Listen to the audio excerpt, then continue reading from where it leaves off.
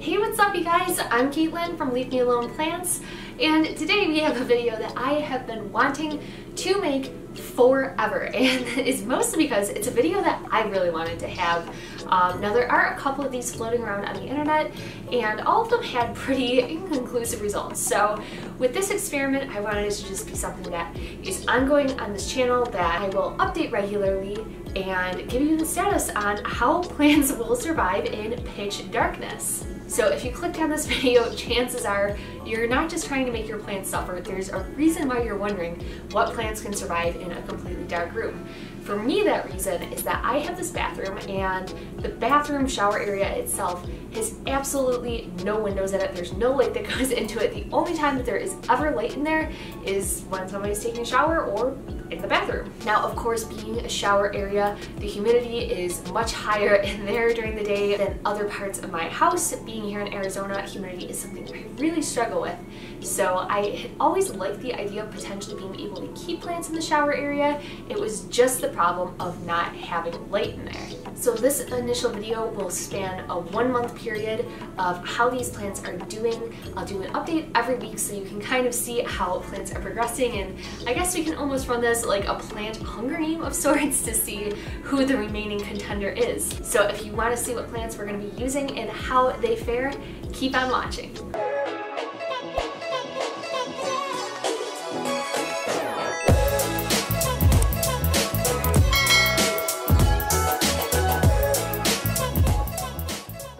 So while this process would probably be expedited substantially more if we had selected plants that have high light requirements, everything that I selected this video are plants that are specifically known to be able to tolerate lower lighting conditions. Now, of course, to survive long term, every plant needs some version of light, but I do think that a lot of these plants are going to be able to tolerate a lot longer of a period without light before we see a decline than I would initially think. The first plant that I got for this experiment is, of course, our tried and true, the golden pothos.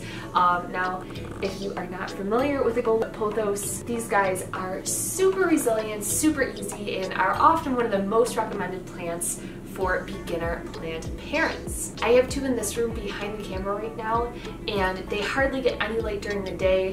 And what they do get is very, very low light, and they have just grown and thrived and gotten huge. So I expect this guy to do quite well in the competition, and I would not be surprised if he is one of our final contestants. The next plant we have is one that I consider a bit of a wild card in this category.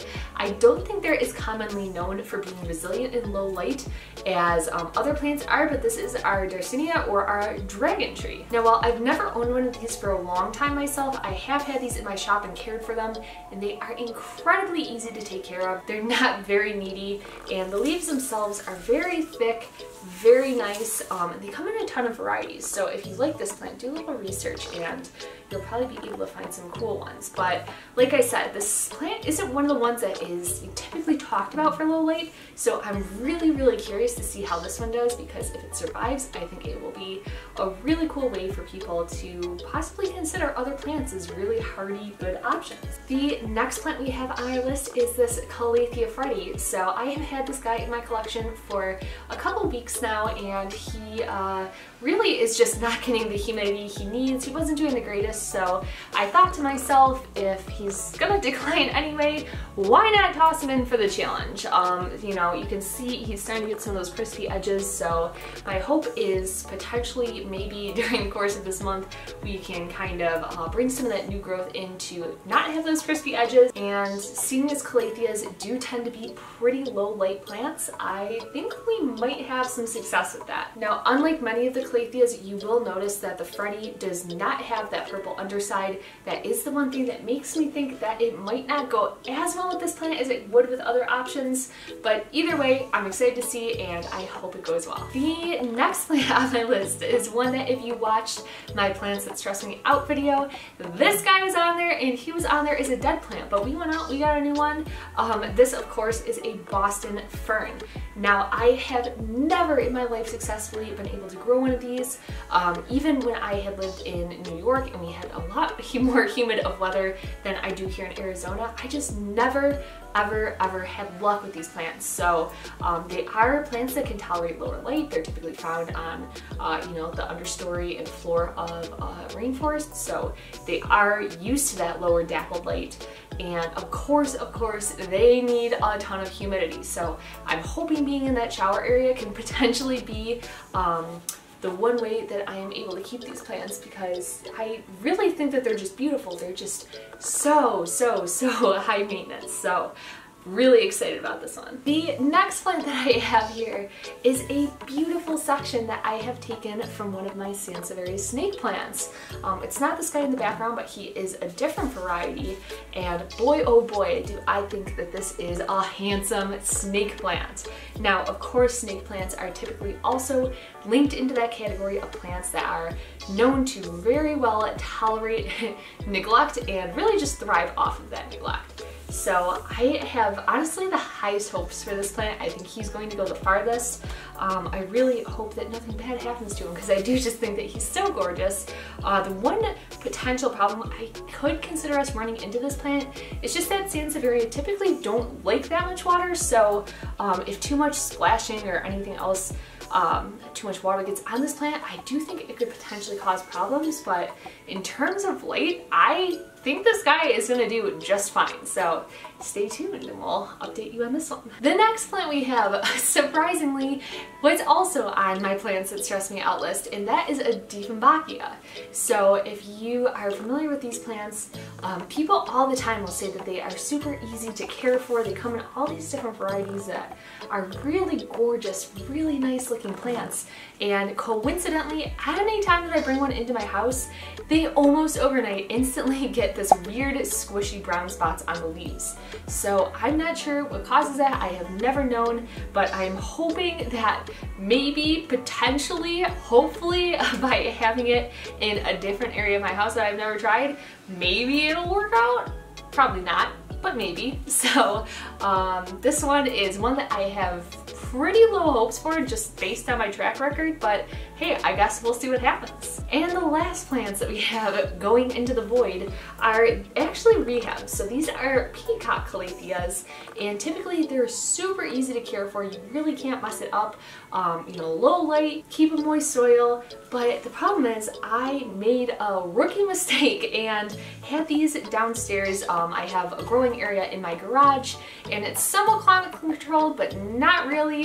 They got way too hot down there, and as you can see, they're a little worse for the wear. So these ones are really more an experiment for myself, seeing if we can rehab these guys up. I think we're going to be able to, but nonetheless, these guys are going in there, so we'll keep you updated on how these guys progress over the weeks. Okay guys, so I wanted to take you kind of through the weird little tour of my bathroom.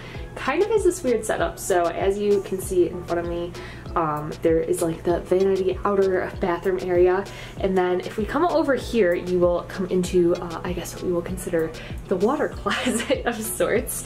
I kind of wanted to show you this contrast. So of course this is, you know, it's nighttime, but this is normal-ish lighting, and then if you transition over here, you will see inside of our water closet, or aka my shower, it is much darker in there. So I do have this one light in here. It is just two standard light bulbs, and during the day, obviously this light is typically off. The only time it comes on is when I'm taking a shower or if somebody has to use the bathroom. So typically this right here is the level of darkness that we are working with. As I had said before, no windows, pretty rough setup that we have in here. If you direct your attention right over here, you'll notice the one and only plant that I have ever been able to keep alive in my bathroom. These are what I refer to as the plastics. They are 3 fake cactuses, and honestly, I mean, they're doing their thing. They're thriving in here. Okay, so starting out, we have our Boston Fern just hanging from the curtain rod up here at the top and kind of transitioning over. I have this weird over the shower hanging thing. So we have our golden pothos here. Of course, our Calathea Freddy, the Dieffenbachia or Dumcane. Then up top we have both of our peacock Calatheas. Over here, of course, is our eucalyptus. If you haven't seen the eucalyptus boxes unboxing video, then go check that one out. And then all the way over here on the other side, we have our gorgeous snake plant as well as our dragon tree. So that's the current setup that we're working with. Additionally, on my shower head, you may or may not be able to see it, but I kind of have this little weird extension on there, and that is that Aqua Bliss filter that I had talked about earlier. So if you are looking for some way to soften up your water and clean up your water, highly recommend those. I will put it down in the description box below. So this is the beginning. Wish our friends luck. Hey guys, so this is just a quick little editor's note. As I was going through the clips for this video, I had accidentally deleted the first week's update. But basically the first week's update was that there was no update. All the plants are doing absolutely the same as in the initial video. So with that said, I hope that you're enjoying so far, and let's get back into it. 1 week later. Okay, so welcome back. This is week number 2 of having the plants inside my shower, and I just want to give you guys a little update of how it is going so far. So most of the plants are doing fantastic at this point. You literally would have no idea they are sitting in pitch darkness. In fact, the golden pothos that I have in there is actually putting out new growth. So overall, experiment is going super well at this point.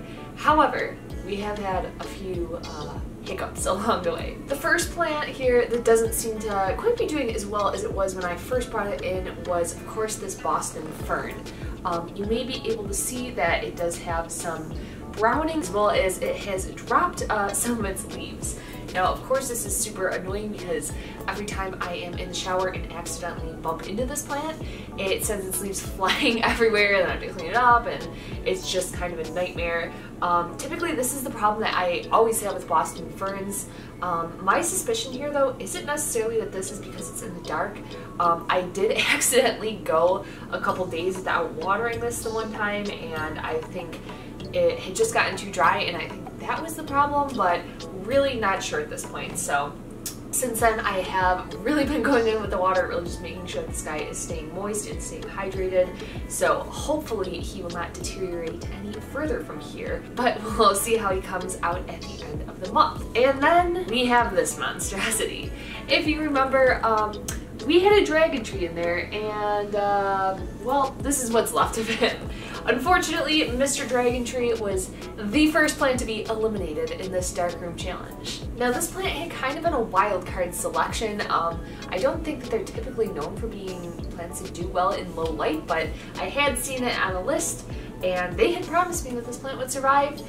Unfortunately, that does not seem to be the case. So learn from my mistakes. If you have a dragon tree, apparently it needs to be in bright light conditions if it wants to survive. Now, this was actually pretty awkward, but the other day my air conditioning broke and I had to call the repairman. For some reason, I didn't expect that he was going to have to go in my bathroom to fix the air conditioning because it's not in my bathroom, but he did. And when he went in there, my shower curtain had been open, and he was so kind to let me know that I had a dead plant in my shower. So it was pretty awkward, but you know, it's all in the name of science so that you guys know what plants you can keep in the dark. When I do our next update at the end of the month, I will be sure to bring all our plants out so that we can see how they're doing. But really, I just didn't want to drag them all out because, not gonna lie, it's kind of a pain. So stay tuned. Much later. Hey you, welcome back. Now for you it's only felt like a couple seconds, but we have finally reached the end of our journey here on this darkroom plant extravaganza. Now we have finally reached the 1 month mark. Actually a little past that. I had to go out of town and I'm just getting a chance to film this, so we're honestly creeping up on 5 weeks, and I wanted to give you the final status of how all of our plants fared throughout this experiment. So we will go down the list of all the contenders that we have left in order from worst shape to best shape, and that'll be a wrap. So unfortunately, since our last time meeting, one of my plants kind of had a bit of a decline, and it's not the one that you're thinking. I'd like to present to you guys the final state of our Calathea Freddy. As you can see, he's not doing so hot. Honestly, I'm not really sure what happened. he was doing fine. You probably know from the last update at the 2-week mark, I didn't even show him because he was completely fine, completely unchanged. I came back from being out of town and this is what happened. So I'm really not sure. The leaves are very dry, very crispy. If it was just a matter of he missed a watering and completely declined, honestly, I think it was a combination of that, and he had just already been in a stressed state from not getting any light at all. So that little time of not getting enough water kind of was just enough to push him over the edge. Now, if you remember from the beginning of the video, this guy was in a little bit of a rehab state already, so it wasn't completely out of the question for something like this to happen. But on the bright side, if you can see it right here, I'm not sure if it'll show up on camera, but we actually have a new leaf coming in and he looks fantastic. So I don't think that this plant is completely doomed. I do think that we can bring him back, and I'm obviously going to bring him into a little more light, and hopefully we can nurse this guy back to health. But overall, as for plants to leave in a dark room, I don't think that this Calathea Freddy is the one. The next plant that we have up here that also kind of took a turn for the worse by the time that I got back from out of town is this Dieffenbachia. As you can see, it has these 2 big yellow leaves that have really just completely died back. They're not quite ready to be pulled off of here, but not looking great. And then this one right here has some browning on his tips. However, in contrast to that, we have actually gotten quite a few new leaves off of this guy since the time that he's been in the dark. So that's a win, and if you watch my video again on 10 plants that stress me out, you will know that Dieffenbachias are on that list for me. Typically, I do not do well with these inside my house. I can't keep them alive, and the brown spotting that I typically get on them actually did not happen with this plant. So I think potentially having that increased humidity in there might have had something to do with that. Of course, he's still not looking fantastic, but overall, considering that he was basically in the pitch dark for a month, I'm gonna consider this guy a little bit of a win. The next plant that we have here is one that we discussed at our 2-week mark, and that is, of course, our Boston Fern. Now, honestly, there really hasn't been that much of a change since that 2-week point, surprisingly. He, of course, continued to have, you know, little dry, crusty bits on there. He has been dropping some leaves, and really that has been absolutely the most frustrating part about having these plants in my bathroom with me is this guy always dropping leaves everywhere. I'll put a picture right here just when I finally went to go pick up this guy. This alone is the leaves that he dropped just then.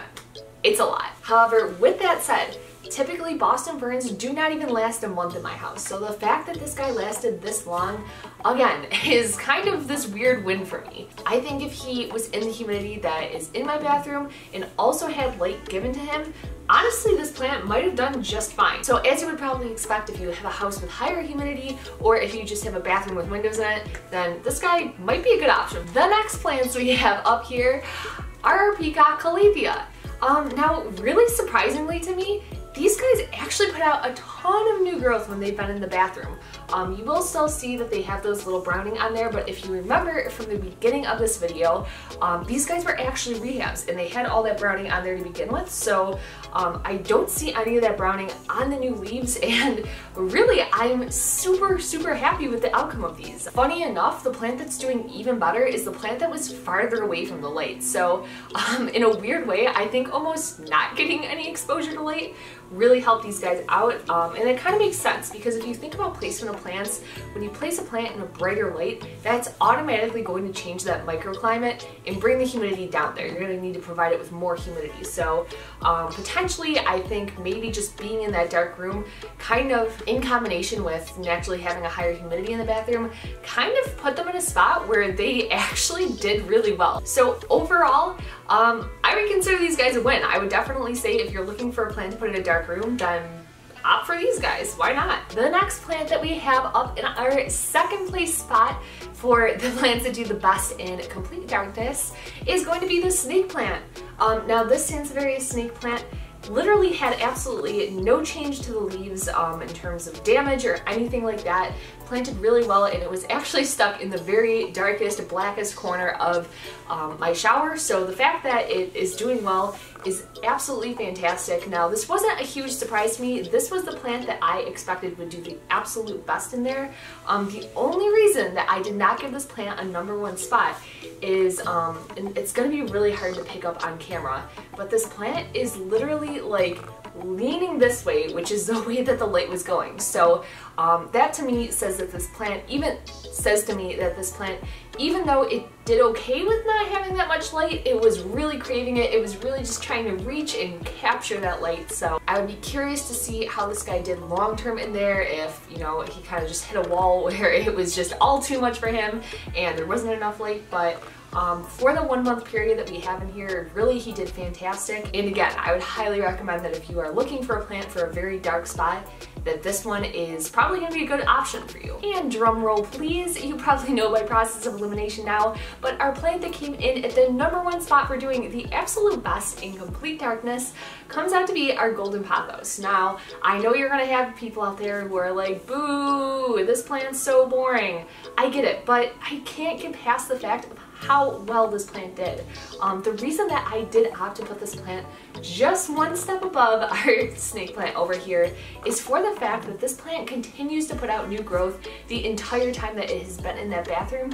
And the craziest thing about that new growth, you have this leaf right here, and then we have one coming in right down here, if you can see it, is the fact that this new growth is still variegated on there. Now, I would expect over time, if, you know, we were to say leave this in here for 6 months or a year or something like that, that this plant would eventually lose that variegation on there.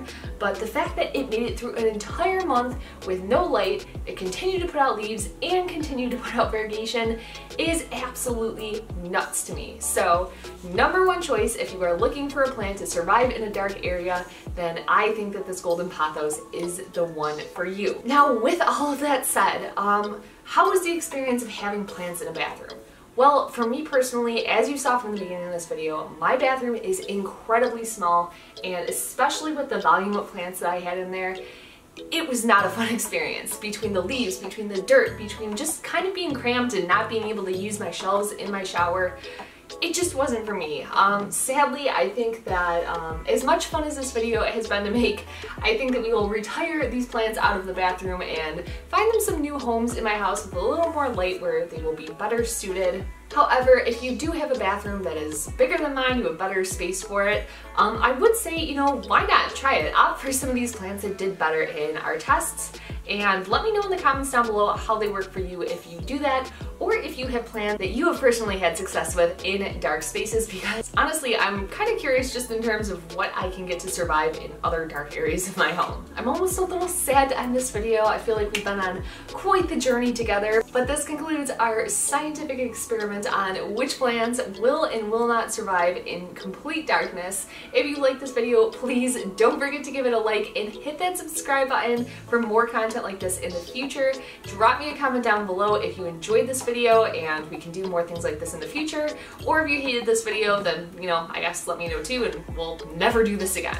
Thank you guys so much for watching, and I hope to see you in the next video.